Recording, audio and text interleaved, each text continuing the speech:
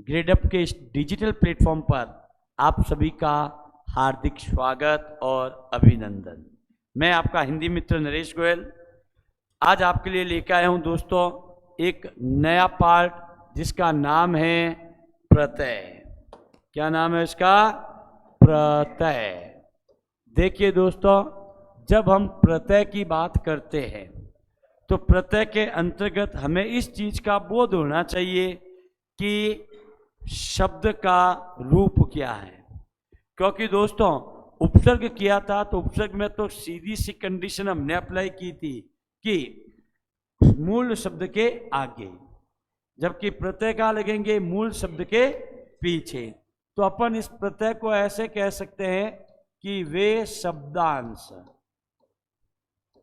जो मूल शब्द के अंत में प्रयुक्त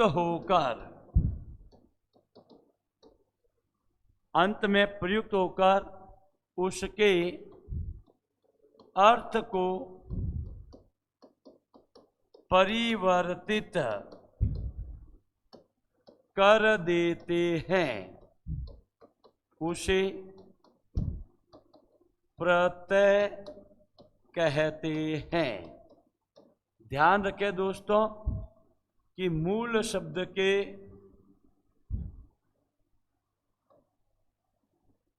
अंत में आगे जुड़े तो उपसर्ग, पीछे जुड़े तो प्रत्यय। अब प्रत्यय का प्रयोग करते समय स्टॉप हो जाओ, समझ लो पहले इन बिंदुओं को, क्योंकि प्रत्यय शब्द के अंत में है, वैसे ही टुकड़े करोगे तो सामने आ जाएगा। लेकिन दोस्तों जब अपन प्रत्यय का प्रयोग करते हैं तो निम्न चीजों का आपको विशेष ध्यान रखना है, जिसमें पहला नियम है, ध्यान रखें कि इसमें संधि का नियम लागू नहीं होता। पहली कंडीशन क्या है? संधि का नियम लागू नहीं होता, जबकि उपसर्ग में संधि का नियम लागू होता था। दूसरा बिंदु ये लीजिए, ध्यान रखें कि मूल शब्द, कौन सा शब्द? मूल शब्द के साथ प्रत्यय का प्रयोग करने पर ज्ञात रहे मूल शब्द की अंतिम मात्रा, मूल शब्द की अंतिम मात्रा गौण हो जाती है, गौण हो जाती है और प्रत्यय की मात्रा मुख्य हो जाती है। अभी बताते हैं आपको। हमने क्या लिखा है देखो, मूल शब्द के साथ प्रत्यय का प्रयोग करने पर, तो पहले तो अपन क्या करते हैं, कोई भी एक मूल शब्द लेते हैं, फिर उसके साथ किसका योग करते हैं? प्रत्यय का। और प्रत्यय का योग करने पर हम देखेंगे कि मूल शब्द की जो अंतिम मात्रा है वो क्या हो जाएगी? गौण, यानी कि उस मात्रा का कोई मतलब नहीं है, कोई मतलब नहीं है, चाहे वो अ हो, चाहे आ हो, चाहे ई हो, चाहे उ हो। जैसे देखो दोस्तों, हमने शब्द जो लिखा है वो शब्द लिखा, देखो समाज मूल शब्द है, इसके अंदर मैंने प्रत्यय लगाया एक, तो शब्द क्या बना? सामाजिक। अब देखो पहली कंडीशन, संधि का नियम लागू नहीं होता। अगर संधि का नियम लागू करते तो ज में है अ, ये है ई, अ के साथ ई करते हैं तो क्या बनता है? ए। क्या ज में ए की मात्रा लगी? तो संधि का नियम तो लागू नहीं। दूसरी चीज, मूल शब्द के साथ प्रत्यय का प्रयोग करने पर ज्ञात रहे मूल शब्द की अंतिम मात्रा क्या हो जाएगी, गौण है, लेकिन हमारे लिए कोई काम की नहीं है। अर्थात इस अंतिम मात्रा का कोई स्थान ही नहीं रहेगा। स्थान किसका रहेगा, और प्रत्यय की मात्रा क्या हो जाती है, मुख्य। देखो ज के साथ मात्रा किसकी जुड़ी, ई की। समझ में आई बात, क्लियर? हाँ जी, हाँ, अगर गौण नहीं होती तो आप मात्रा का प्रयोग करते तो वो क्या बनता, ए। क्या बनता, ए। इसलिए ध्यान रखना, प्रत्यय के अंतर्गत संधि का नियम लागू नहीं होता। जो मात्रा है आपके, उसी मात्रा का प्रयोग मूल शब्द के अंतिम वर्ण के साथ जुड़ जाता है, चाहे वो अ हो, चाहे आ हो, चाहे कोई भी हो। ठीक है ना। अब देखिए, उसके बाद अगला बिंदु, जब भी आप प्रत्यय का प्रयोग करें तो ध्यान रखें, ये देखो, अगर मूल शब्द में, किसमें, मूल शब्द में, अंत में, मध्य में या पूर्व में, यदि मूल शब्द के अंतर्गत प्रायिकता तो प्रथम वर्ण की रहती है, किसकी रहती है, प्रथम वर्ण की। यदि अ है तो वो किस में कन्वर्ट हो जाएगा, आ में। अ है तो किस में कन्वर्ट होगा, आ में। जैसे देखो, शब्द अभी हमने लिखा था समाज, प्रत्यय लगाया एक, ध्यान से समझना इसको। तो स में मात्रा किसकी है भाई, अ की है, तो अ किस में कन्वर्ट होगा भाई, तो क्या बना, सा। अब देखो अगला क्या है, माँ, ये माँ। फिर देखो ज में मात्रा किसकी, ई की, तो ये बनेगा जी, और ये क, शब्द क्या बना, सामाजिक। समझ में आई बात। उसी प्रकार शब्द लिखा हमने ई ऑब्लिक बड़ी ई, मूल शब्द के अंदर यदि मात्रा ई या ई की हो और जब हम उसके साथ प्रत्यय का योग करें तो ध्यान रखें, इसके साथ प्रत्यय का योग करते ही ये मात्रा किस में कन्वर्ट हो जाएगी, आई में। आई है तो उल्टा कर देना, ई या ई। जैसे शब्द लिखा इतिहास, धन एक, तो एक प्रत्यय लगा तो ई किस में चेंज होगा, आई में। तो ये शब्द क्या बनेगा, ऐतिहासिक। उसी प्रकार ऊ या ऊ, तो ये किस में चला जाएगा, औ में। औ है, टुकड़े कर रहे हो तो मूल शब्द चला जाएगा ऊ या ऊ में। जैसे शब्द लिखा भूगोल, धन एक, तो बनेगा क्या, भौगोलिक। कई बार आपके त्रुटि हो जाती है मात्राओं की। एक तो अपन लिखते हैं, लिखते लिखते कभी कभार क्या होता है, ध्यान केंद्रित नहीं रहता तो चला जाता है, लेकिन जैसे हम उसे वापस पढ़ते हैं तो हमें पता चल जाता है कि शब्द क्या है, अशुद्ध है। तो भूगोल से क्या बना, भौगोलिक। अब देखो दोस्तों, यदि कोई भी मात्रा दीर्घ हो तो वो चली जाएगी लघु में, दीर्घ होगी तो मात्रा क्या चली जाएगी, लघु में। जैसे शब्द लिखा हमने भूख, भूख के अंदर मात्रा कौन सी, बड़े ऊ की है। भूख के अंदर प्रत्यय लगाया अकड़, तो शब्द क्या बनेगा, भुक्खड़। क्या बनेगा, भुक्खड़, भूखड़, भुक्खड़। उसी प्रकार देखो घूमना, घूमना क्रिया है, लेकिन जैसे इसमें ना को हटाकर अकड़ प्रत्यय लगाता हूं तो क्या बनेगा, घुमक्कड़, देख लीजिए, मात्रा जो बड़ी थी वो छोटी में कन्वर्ट हो गई। अब देखो विशेष,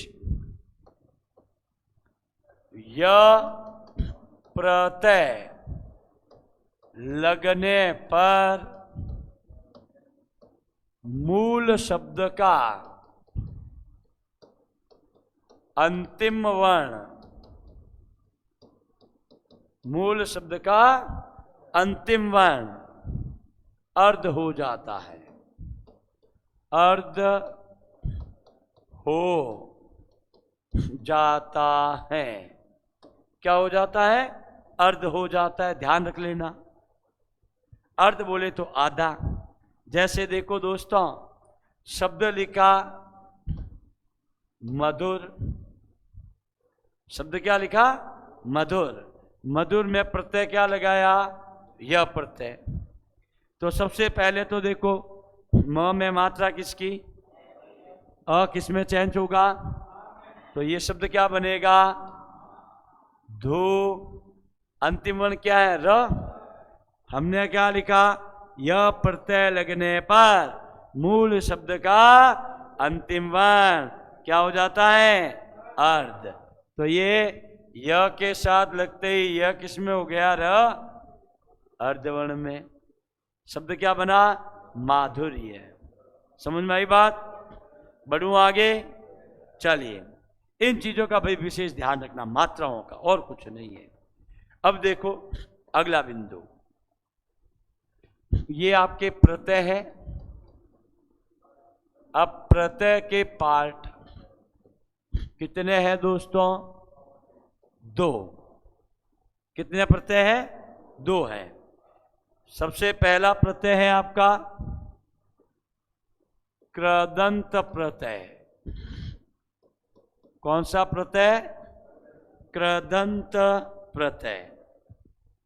कृदंत प्रत्यय की जब हम बात करते हैं दोस्तों, कौन से प्रत्यय की बात करते हैं? कृदंत।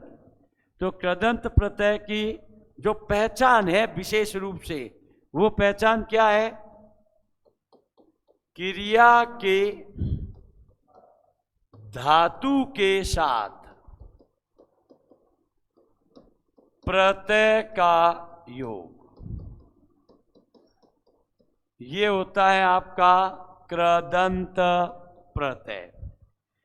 क्रिया के धातु के साथ प्रत्यय का योग होता है तो उसे कहते हैं हम कृदंत प्रत्यय। ध्यान रखना दोस्तों, हिंदी में जो क्रिया है वही संस्कृत में कहते हैं उसको धातु, और जब उस धातु के साथ ना प्रत्यय लगता है तो हिंदी में क्या बनती है? क्रिया।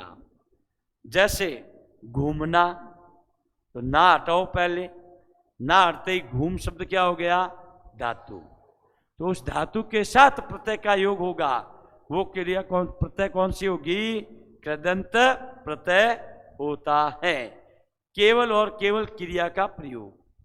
जबकि दूसरा पार्ट आता है आपका तद्धित प्रत्यय। कौन सा प्रत्यय? तद्धित प्रत्यय। जब तद्धित प्रत्यय की बात करते हैं दोस्तों, तो ध्यान रखना, संज्ञा,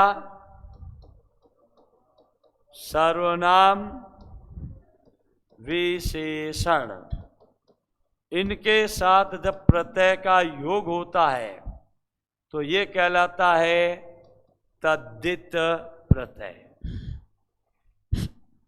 सिंपल सी बात है। कृदंत याद रखनी है तो केवल और केवल क्रिया, और तद्धित याद रखना है तो संज्ञा, सर्वनाम, विशेषण। ठीक है। अब देखो, कृदंत प्रत्यय के जब हम पाठ की बात करें, किसके? कृदंत प्रत्यय की, तो ध्यान से देखो, इसमें सबसे पहला पाठ आता है आपका कर्तृवाचक कृदंत प्रत्यय। ध्यान रखना, चाहे कृदंत हो चाहे तद्धित हो, प्रत्यय दोनों में एक जैसे ही है, लेकिन क्रिया के साथ हो रहा है तो कृदंत, संज्ञा, सर्वनाम या विशेषण के साथ हो रहा है तो तद्धित। ये ध्यान रखना। इसके 5 पार्ट है। कृतवाचक कृदंत प्रत्यय, नंबर 2 कर्मवाचक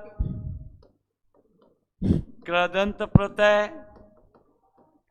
नंबर 3 करणवाचक कृदंत प्रत्यय,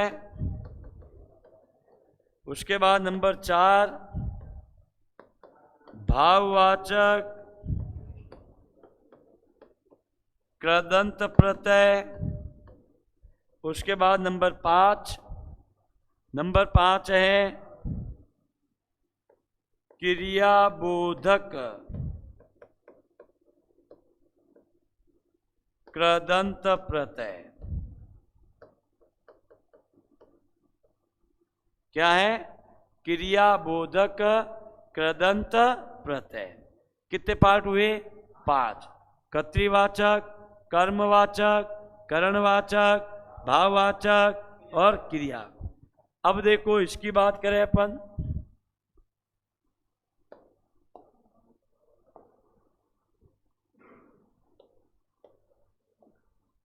देखिए तद्धित प्रत्यय में सबसे पहला नंबर, इसमें भी आएगा कर्तृवाचक तद्धित प्रत्यय। पहला इसमें भी कौन सा है? कर्तृवाचक तद्धित प्रत्यय। नंबर 2 कर्तृ के बाद आएगा भाववाचक तद्धित प्रत्यय। भाव के बाद आएगा नंबर 3 संबंधवाचक तद्धित प्रत्यय। कौन सा आएगा? संबंधवाचक तद्धित प्रत्यय। संबंध के बाद नंबर 4 अप्रत्यय वाचक तद्धित प्रत्यय। उसके बाद नंबर 5 उन्नतावाचक तद्धित प्रत्यय। कौन सा प्रत्यय? उन्नतावाचक। उसके बाद आता है नंबर 6। नंबर 6 है स्त्री बोधक तद्धित प्रत्यय। और अंतिम है दोस्तों नंबर 7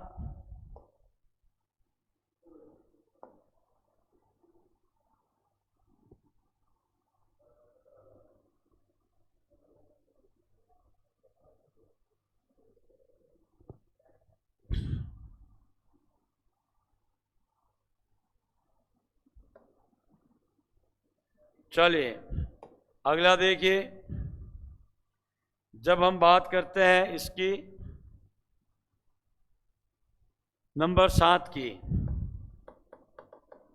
तो ये आता है गुणवाचक तद्धित प्रत्यय। तो यहां आप देख सकते हो दोस्तों कि प्रत्यय के पार्ट कितने हैं? 2। नंबर 1 कृदंत, नंबर 2 तद्धित। कृदंत प्रत्यय की विशेषता क्या है? क्रिया के धातु के साथ प्रत्यय। और तद्धित प्रत्यय की क्या पहचान है? संज्ञा सर्वनाम विशेषण। ध्यान रखना, इनका प्रयोग इसमें नहीं होगा, इसका प्रयोग इसमें नहीं होगा। कृदंत प्रत्यय की जब बात करें तो इसके पार्ट कितने होते हैं? 5। इसकी बात करें तो इसके कितने? 7। अब देखो नंबर 1,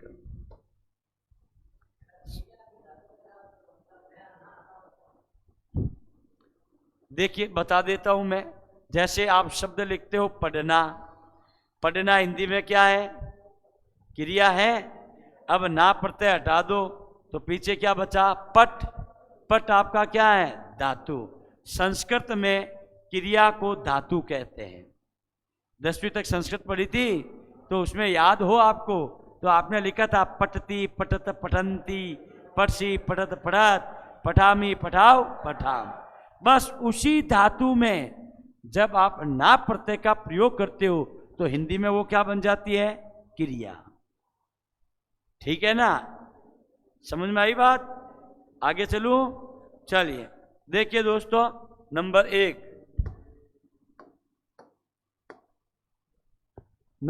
1, देखिए, हम पहले तो कर रहे हैं कृदंत क्रिया, कृदंत प्रत्यय।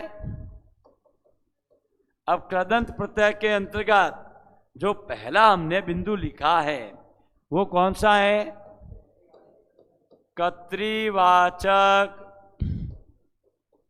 कृदंत प्रत्यय। दोस्तों ध्यान रखना, इन प्रत्ययों को योग करते समय केवल हमें क्रिया का ही प्रयोग करना है, तो ये इस कैटेगरी में आएगा, अन्यथा नहीं। देखो इसको जब परिभाषित करें तो वे प्रत्यय जो किसी क्रिया के धातु के साथ प्रयुक्त होकर कर्ता का बोध कराते हैं, उसे कर्तृवाचक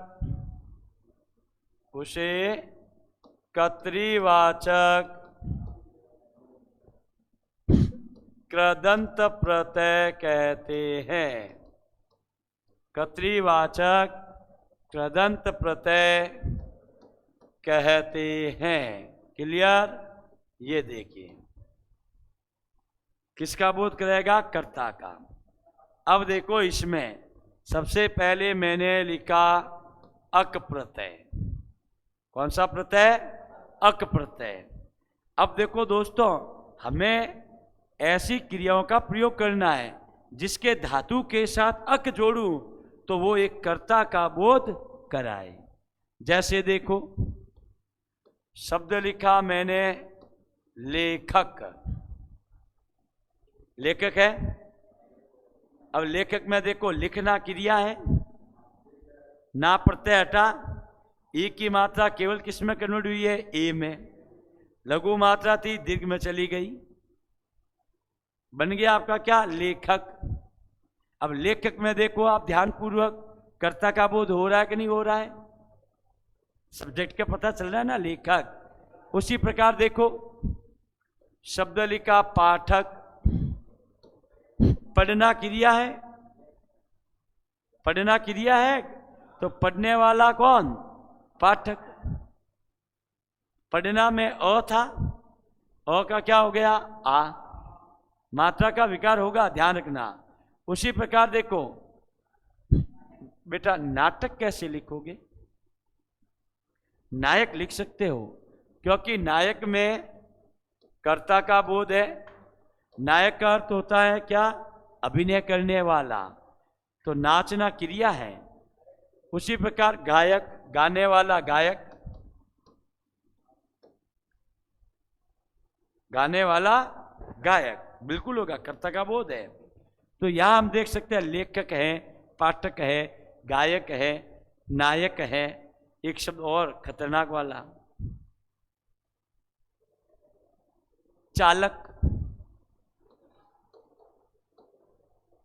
चलना क्रिया है, तो चल धातु हुआ और अ की मात्रा हो गई आ में, पीछे जोड़ दिया, क्या बन गया? चालक। धावक बिल्कुल है, दौड़ने से धावक। ये सभी आपके कर्ता का बोध करा रहे हैं। अब अक के बाद आता है आपका अकड़। क्या आता है? अकड़। जैसे देखो शब्द लिखा भुलक्कड़, जिसको भूलने की बीमारी है, भूलना क्रिया है, तो भूलना से क्या बनेगा? भुलक्कड़। उसी प्रकार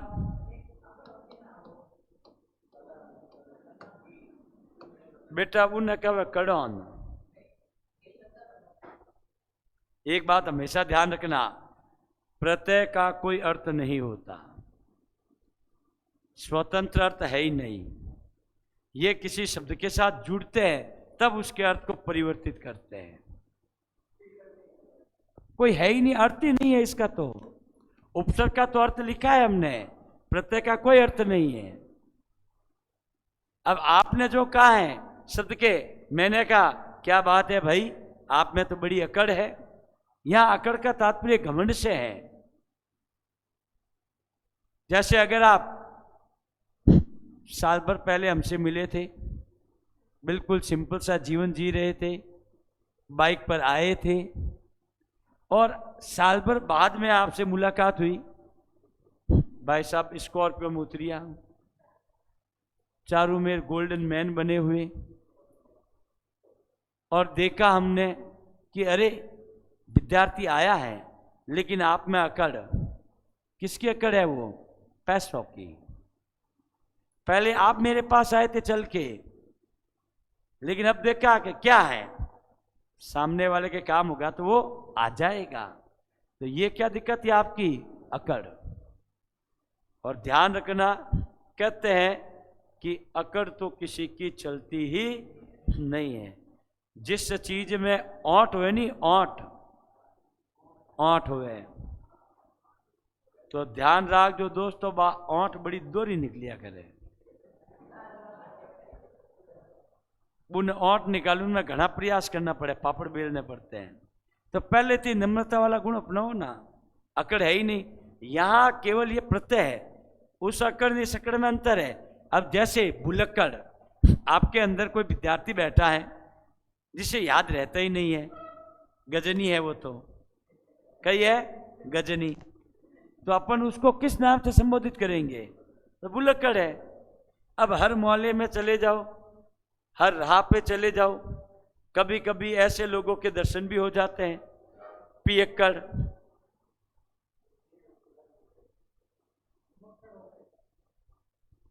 पचा बन जाओ, अपने रोड ही अपनी घर है, सड़क ही अपना बिस्तर है। हाँ देखो, भुलक्कड़ है, पियक्कड़ है, घुमक्कड़ है। घुमक्कड़ घूमना क्रिया है, घूमना क्या है? क्रिया है। क्या बनेगा? घुमक्कड़। उसी प्रकार देखो, एक शब्द लिखा कुदक्कड़। छोटे बच्चे एक जगह स्थिर नहीं रहते हैं, कूदते रहते हैं, तब उसके लिए प्रयोग होता है कई कुदक्कड़। हैंग दिन कूद तो रहे, कुदक्कड़। ओम श्री राम। उसके बाद देखो आता है आक। क्या है? आक। तो देखो, तैरना क्रिया है, क्या बनेगा? तैराक। लड़ना क्रिया है, लड़ाक। क्या? विभान। वि उपसर्ग है, विहान बोला ना आपने, वि, तो मैंने यही कहा था अभी थोड़ी देर पहले, विभान।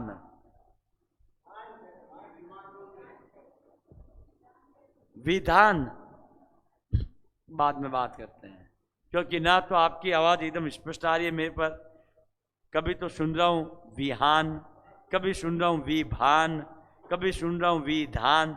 वि उपसर्ग है, हम प्रत्यय पढ़ रहे हैं। देखो, आक के बाद आता है आकू। आकू में देखो, लड़ाकू। डाकू में डा मूल शब्द, लड़ाकू है। पढ़ने से बनेगा पढ़ाकू, तैरने से बनेगा तैराकू, तैरने से तैराकू भी बना दो, तैराकू। अब देखो, डाकू नहीं आएगा। आक, आकू, आड़ी। बेटा क्रिया होनी चाहिए ना, क्रिया होनी चाहिए। अब देखो, आड़ी, साड़ी। साड़ी कहां से याद आ गई तुझे? देखो, खेलना क्रिया है, खेलना से बनेगा खिलाड़ी, अन्न से बनेगा अनाड़ी। एक और करवा देता हूं, आलू। देखो शब्द बनेगा झगड़ालू। बेटा कबाड़ी में आड़ी है, लेकिन ध्यान रखो हम पढ़ रहे हैं क्रिया से बनने वाले, यही अंतर होगा। मैंने क्या कहा, दोनों में प्रत्यय एक जैसे मिलेंगे। चलो बेटा, दयालु में दया क्रिया नहीं है, क्रिया नहीं है, वो दया भाव है। उतार लीजिए।